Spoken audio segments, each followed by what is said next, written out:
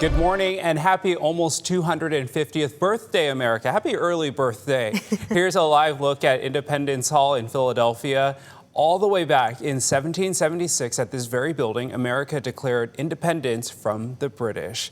Pretty cool. I actually got to see the bell there too once. It's pretty cool. It's pretty iconic. Hi everyone, good morning. I'm Tim Pham. And I'm Jenny Power. Yes, Tim, it is a huge weekend here ahead of us. Do you have any plans?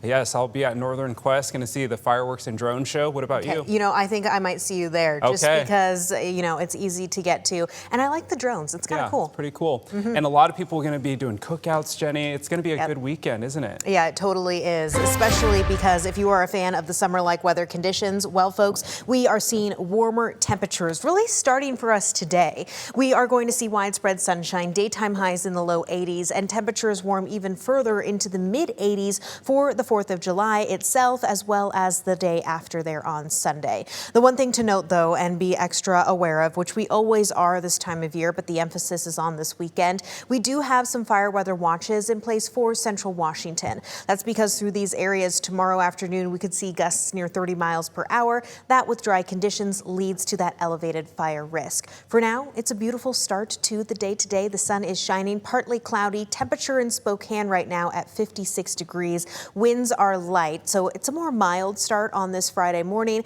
But daytime highs, again, are going to be warmer than where we were at yesterday as we see the return of some low 80s for Spokane and Coeur d'Alene, even looking at some 90s in the lower Columbia Basin. Now, how long this warm streak will last, that's coming up in my extended forecast. Now let's get you out the door with what we are seeing on your traffic impact, because of course today's also a pretty big travel day for people. Right now, this is a live look at I-90 and US 2, where you can see that things are moving smoothly. Traffic volumes are very low at this hour, as it is the observed holiday for a lot of businesses. Right now, a live look at I-90 and Pines. Traffic volumes, again, also very, very low. Things are moving smoothly. We are in the green across the board, so average drive times, no major collisions to report to you. Tim? All right, Jenny. Well, the 4th of July falls on a Saturday this year, so today, Friday, is the official observed federal holiday. This means city and county offices and agencies are all closed today. In Spokane, this includes veteran services, scraps, and the regional solid waste stations are all closed. In both Spokane and Coeur d'Alene, garbage pickup will be normal, except for commercial customers. Those pickups will happen on Sunday. Keep in mind here, some banks and the post office are closed. If you need something last minute for your 4th of July celebration, good news, most grocery stores and retailers will stay open tomorrow, including Target, Walmart, and Trader Joe's, but they will close early at 5 p.m. tomorrow. Costco is one of the few stores that will close tomorrow. AAA says more than 72 million people will travel for the 4th. 60 million of those are driving. If you are heading over to the west side today, WashDOT data shows traffic should be fine. The busiest day will be on Sunday for people heading west, with traffic expected from 10 in the morning to 10 at night. And if you have family coming from the west side, eastbound traffic will be the worst this morning from around 8 a.m. to 1 this afternoon. WashDOT does not think traffic will be bad tomorrow and should be fine the rest of the weekend. There are many events happening across the inland Northwest this weekend, so let's go over a few of them. Tomorrow at Riverfront Park in Spokane, festivities kick off early. Independence Day themed tours start the day at 10 a.m. The Clock Tower chime rededication is happening at 11:30. Then the Summer Carnival opens at noon. The Beer Garden opens at 5:30 p.m. and a masterclass big band concert is also at 5:30. Spokane Symphony performs at 8:45 and the fireworks start at 10.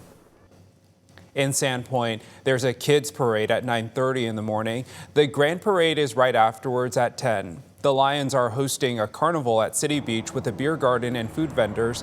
Fireworks will start at dusk. Now to your other top stories on this Friday morning. Voters could have a say on whether to keep Washington's first income tax. Yesterday, opponents of the so-called millionaire's tax submitted more than 500,000 signatures to get the issue on the November ballot.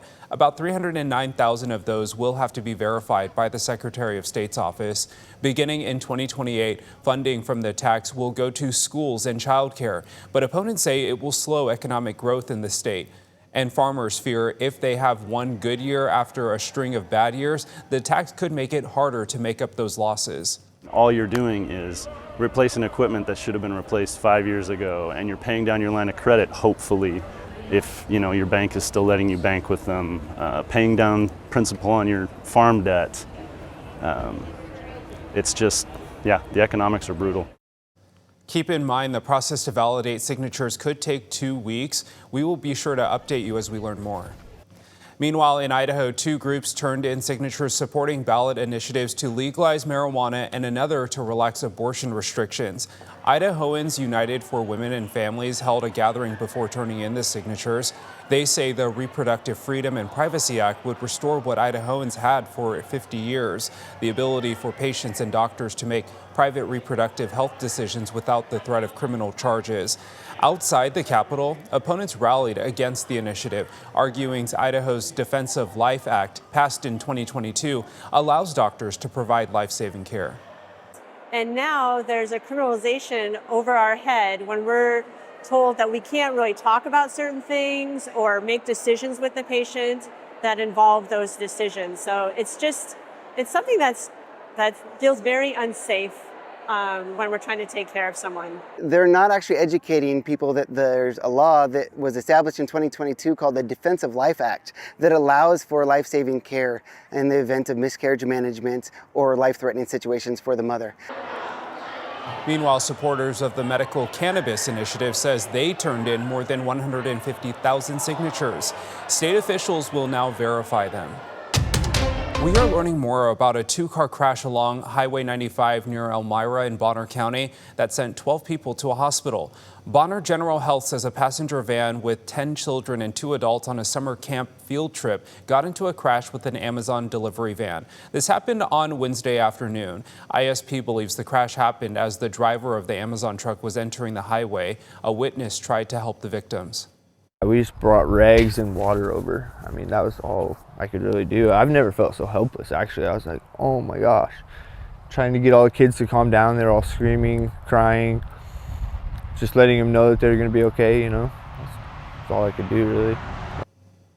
Everyone involved in the crash was taken to a hospital, including both drivers. One person was airlifted to another hospital. ISP says the investigation is still ongoing.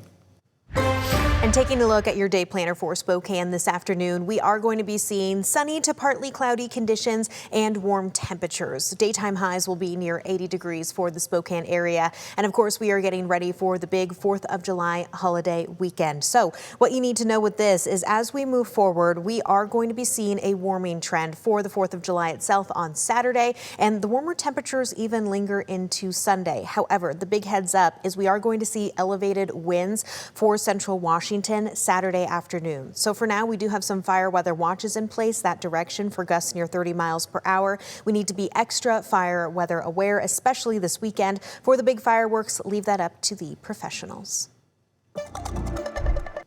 Like Jenny mentioned, make sure you are fire aware this 4th. Fireworks can cause a fire and it can get out of control fast.